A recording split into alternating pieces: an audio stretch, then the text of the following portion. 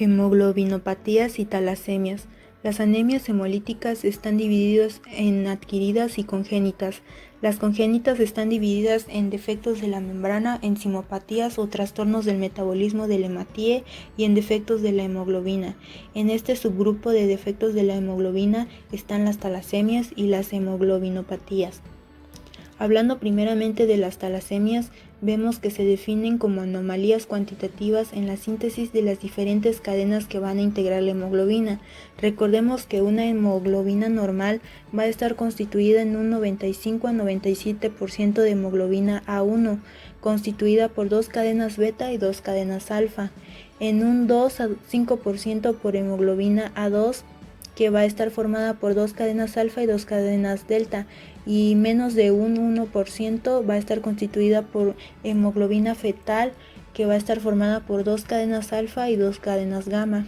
En cuanto a su clasificación, las talasemias se van a subdividir en alfa talasemias, beta talasemias, delta beta talasemias, delta talasemias y gamma talasemias, según el nombre o nombres de las cadenas que van a estar disminuidas. Hablando ahora de las alfa talasemias, vemos que normalmente todos heredamos 4 genes alfa, 2 de cada uno de los padres. La talasemia alfa va a resultar de la eliminación de uno de estos genes heredados. En la talasemia silente solamente van a haber 3 alelos alfa funcionales. En el rasgo talasémico solo van a haber 2 alelos. En la enfermedad por hemoglobina H solo va a haber un alelo alfa funcional, y en el síndrome de hidrops fetalis no va a haber ningún alelo alfa funcional. Como datos epidemiológicos, las alfa talasemias son relativamente frecuentes en muchas partes del mundo, pero principalmente sus formas graves se van a encontrar en el sudeste de Asia, China y Filipinas.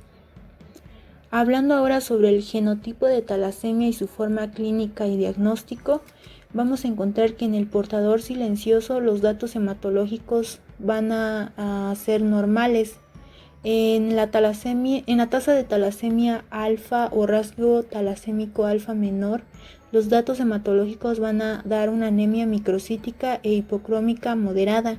En la enfermedad por hemoglobina H se va a arrojar en los datos hematológicos una anemia hemolítica, y en el caso de hidropesía fetal va a arrojar una anemia grave, pero esta principalmente va a causar aborto intrauterino. Ahora, hablando de las beta talasemias, vemos que estas, al igual que todas las hemoglobinopatías, son de herencia autosómica recesiva y se van a clasificar según su gravedad clínica y forma genética. A diferencia de las alfa talasemias, estas se van a definir por la deficiente producción de las cadenas beta para la formación de hemoglobina. En cuanto a sus datos epidemiológicos, se considera como el trastorno genético más frecuente, a diferencia de las alfa talasemias. Y aquí en México se muestra que hay una prevalencia del 70.9% de las anormalidades de la hemoglobina. En cuanto a su cuadro clínico, se va a diferenciar de la talasemia menor y de la talasemia mayor en que el rasgo talasémico va a ser más frecuente y su cuadro clínico y hematológico prácticamente va a ser asintomático, a diferencia de la anemia de Coley, que va a tener una forma clínica más grave, con anemia más acentuada, sobrecarga de hierro y muerte antes de la edad adulta, pero afortunadamente este es la menos frecuente. Hablando de la sintomatología de la beta-talasemia mayor, esta se va a iniciar en los primeros meses de vida.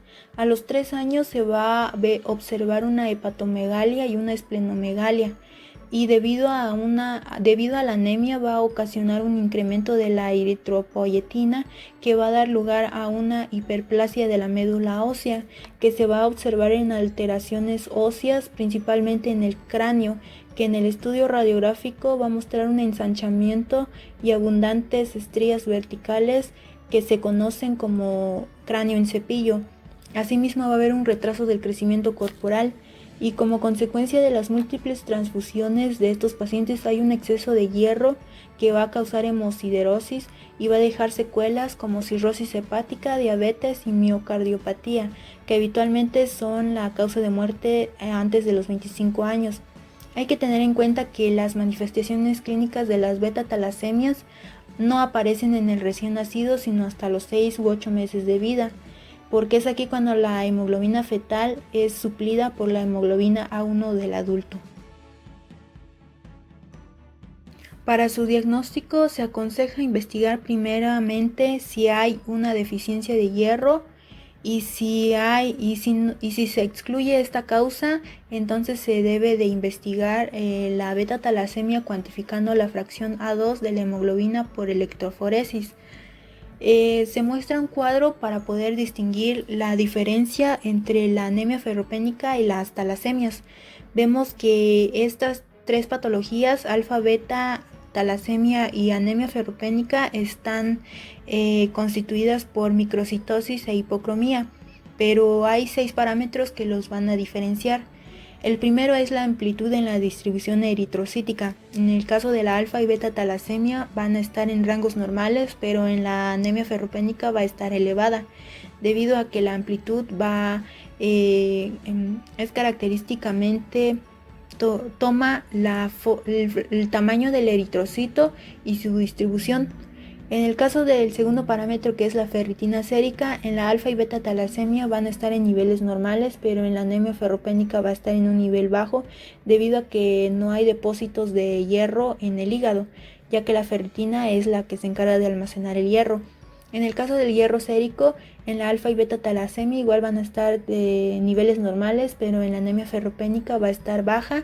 En el caso de la saturación de transferrina, que es la que transporta el hierro, en la alfa y beta talasemia van a estar en niveles normales, pero en la anemia ferropénica van a estar en niveles elevados, ya que como se necesita más hierro para formar hemoglobina, la transferrina, que es la que transporta el hierro, va a estar acarreando o llevando más hierro para la formación de la hemoglobina y por eso van a estar en niveles elevados. En el caso de la protoporfirina zinc de los eritrocitos, en la alfa y beta talasemia van a estar en niveles normales, pero en la anemia ferropénica va a estar en un nivel elevado, ya que en ausencia del hierro, el zinc es el que se va a unir a la porción hemo para formar la hemoglobina. Y en el caso del parámetro de la hemoglobina A2, la alfa y beta la alfa talasemia y la anemia por deficiencia de hierro van a estar en parámetros normales. Pero aquí la diferencia va a ser en la beta talasemia, porque la hemoglobina A2 va a estar en un nivel muy elevado, debido a que hay una disminución en la síntesis de la hemoglobina A1, que es la que predomina en un 95%, y aquí va a predominar más la hemoglobina A2. Y en cuanto a la biometría hemática, aparte de observarse la microcitosis e hipocromía, se van a encontrar eritrocitos en blanco de tiro, se van a encontrar normoblastos y se van a encontrar eritrocitos en punteado basófilo. La electroforesis de la hemoglobina va a mostrar aumentos muy marcados de la hemoglobina fetal y de hemoglobina A2 para el diagnóstico de la beta-talasemia. Como tratamiento se va a utilizar la transfusión de concentrados de glóbulos rojos acompañado de sustancias quelantes de hierro, pero como tratamiento de primera elección se va a utilizar el trasplante alogénico de médula ósea. Hemoglobinopatías. Son trastornos genéticos en los que por una mutación se ocasiona una formación de cadenas anormales de globina que tienen una función defectuosa de transporte de oxígeno y habitualmente precipitan en el interior del hematíe, ocasionando su destrucción. Dentro de las hemoglobinopatías se encuentran las hemoglobinas con exceso de afinidad por el oxígeno y la drepanocitosis. Dentro de estas, la drepanocitosis es la más común y la de mayor importancia. La drepanocitosis es también conocida como anemia de células falciformes y esta se debe a la producción de una hemoglobina mutante o hemoglobina S. que es el resultado del reemplazo de la adenina por la timina en el ADN que codifica el ácido glutámico en la posición 6 de la cadena beta de la globina, lo que causa que este aminoácido sea sustituido por valina, es decir, hay una sustitución del ácido glutámico por la valina.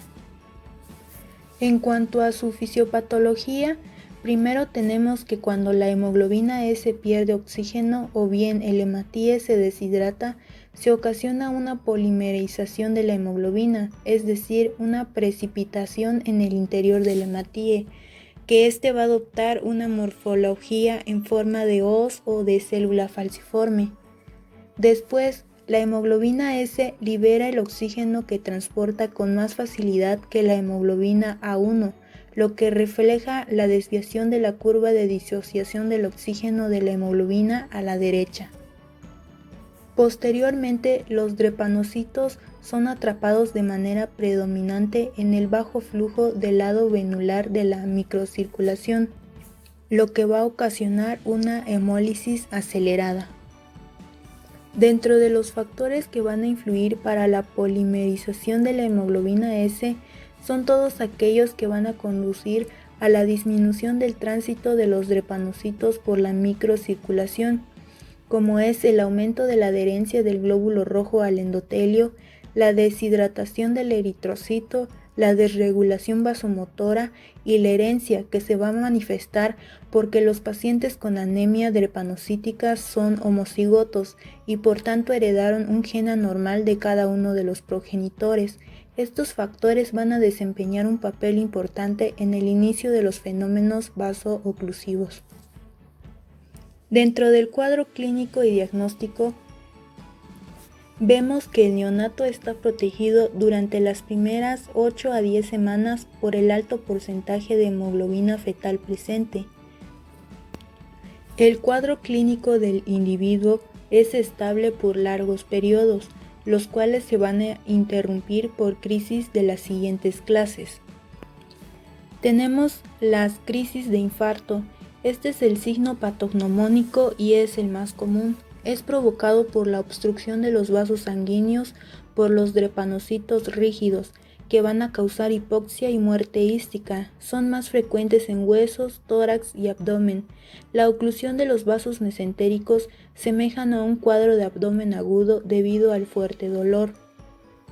También tenemos la crisis aplásica, que con mucha frecuencia tiene su origen en las infecciones virales, principalmente debida al parvovirus humano B19.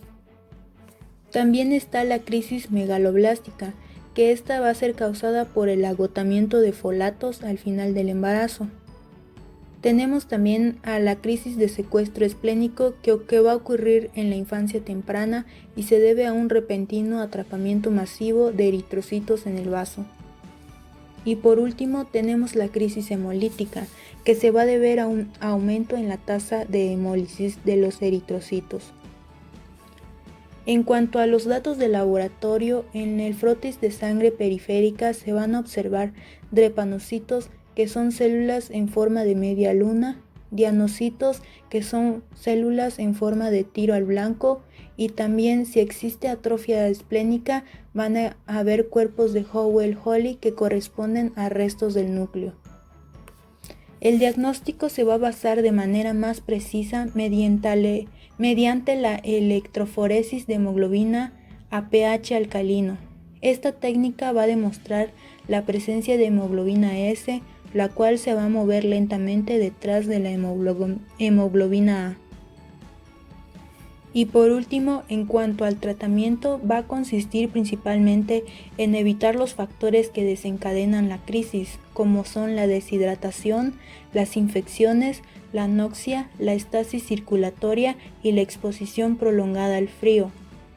Se deben administrar vacunas para generar respuesta inmune adecuada contra neumococos, meningococos y Haemophilus influenzae, que son bacterias que pueden causar mayores problemas debido a la asplenia funcional o anatómica. También se puede administrar hidroxiurea, que es un citotóxico y citorreductor que va a actuar en la fase de síntesis S del ciclo celular, que va a incrementar la concentración de hemoglobina F. Este fármaco va a disminuir la frecuencia de las crisis dolorosas, el síndrome torácico agudo, el número de hospitalizaciones y la necesidad de transfusión sanguínea. Otros autores también agregan para el tratamiento durante las crisis vasooclusivas que se realice analgesia, incluyendo opiáceos si es preciso, y también agregar hidratación, ya que los hematíes al perder agua facilitan la falciformación.